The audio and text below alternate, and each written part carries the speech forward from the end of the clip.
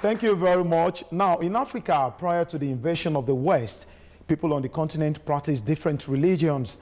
The black man has always had his own ways of reaching the supreme being to worship, make requests, and get direction for daily living. No doubt, the pre-colonial traditional African institution is well revered, respected, and trusted by Africans. Now, in those days, as it is presently, the gods were not seen, but yet there was a consensus that they existed. They may be represented by different symbols from one tribe to the other, but they all have one thing in common, and that is the people were convinced they are real and powerful. Beyond the gods and deities, there was also a point of convergence among ancient African communities.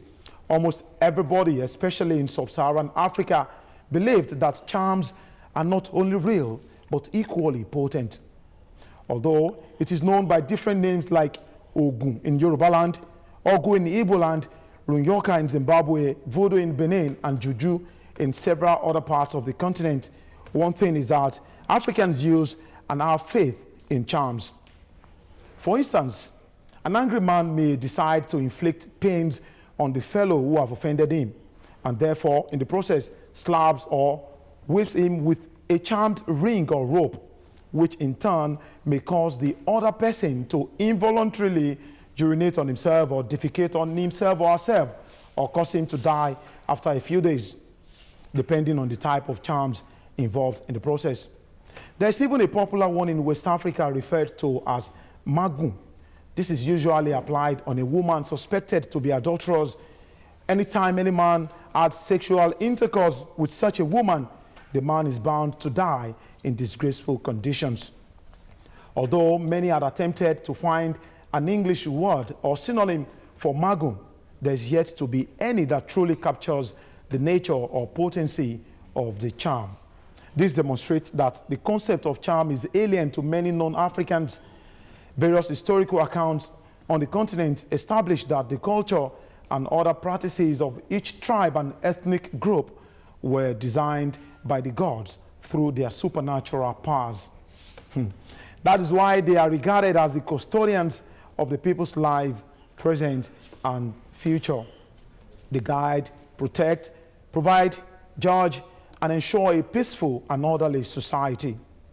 The coming of the white man, however, sparked the beginning of the threat to the general belief in charms, the deities, and their powers. Africans were labeled as idol worshippers, and their deities were tagged inferior to the white man's god.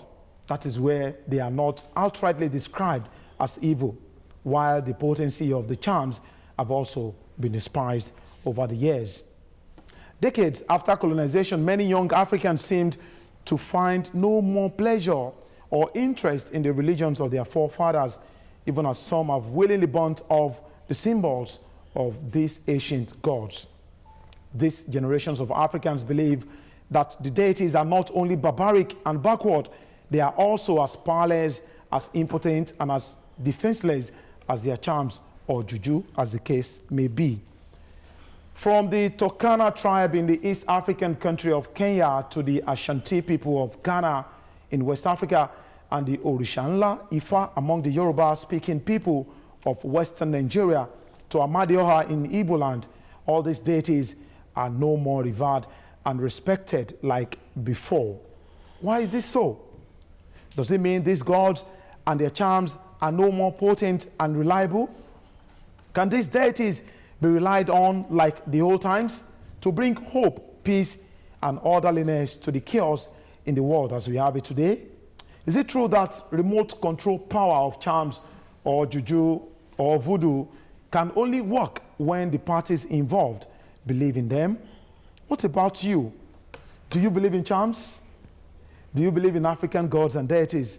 This is the cross of the big issue today. African deities and charms, real or imagined? Our business on the big issue is to present two conflicting sides of an argument and in the process to help you, the viewer, decide which line you want to toe. My name is Oba Adeoye. When we return, my discussants are in the studio and we go straight to the topic of the day. Don't forget, the show is a big issue.